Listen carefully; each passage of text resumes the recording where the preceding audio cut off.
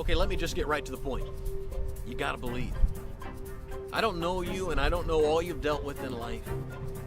And of course, I can't know what you might be struggling to let God heal right now. How you might be fighting Him on a few things. But I do know that your answer is to believe. Let me explain. Everything we can receive from God has to be received by faith. God promises to give us what we need, and we admit that we need it.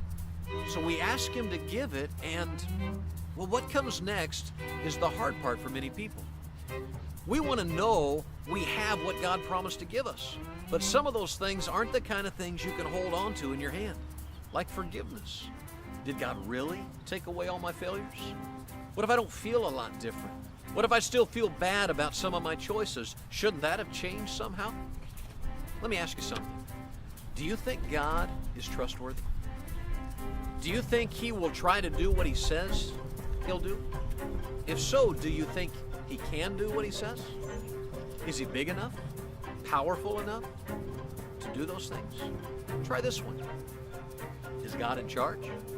I mean, if He decides to do something, does He get to? You see, if you answered yes to those questions, then you have your answer. God promised, He's big enough, and no one can stop Him. So all that's left is for you to believe. Faith is tightly connected to trust. It's saying, God, I trust you. Even when I don't necessarily feel different about me, I am fully confident of God. And if God says He would, then I can believe that He did. The Bible tells us that without faith, it's impossible to please God. You see, faith is the response He really wants from us. He wants us to be certain that He loves us and that He has done exactly what He promised He would do. If we doubt, well, we're questioning His character. We're not questioning ours. We're thinking things about Him, we're not really thinking things about us. Now, you might want to argue with me on that. You may say, well, Mike, the problem is me, not God. You don't know me. Well, I don't know you, but I don't have to, because I know God.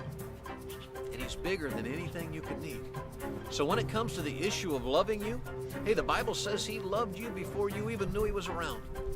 You're having trouble believing God has given you what you need? Well, you're probably looking at yourself when you need to be looking at Him. He loves you, so let Him. Remember that prostitute we talked about? The one who dumped expensive perfume on Jesus? Don't you know that there were moments where she had to confront doubts? Questions like, how could He forgive me?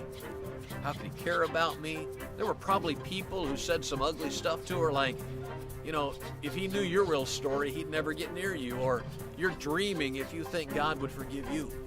She likely had to face all kinds of doubts, but her actions show something very clearly.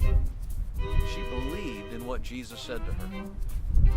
Believing is the key to receiving what God has promised. And when the subject is love, you have a lot that's been promised to you. God has promised not only to forgive you, but to give you hope and a future. He's promised to make you His child and to be with you every day and to even help you become more like Him. Can you believe that? Sounds almost unbelievable, but it's not. It's God, and you can believe what He says, so believe it. You know, doubts come from looking at yourself, but faith comes from looking at God. Faith decides that I have what God has promised, and I'm ready to start living like it. And that brings us to part 5. Don't stop now.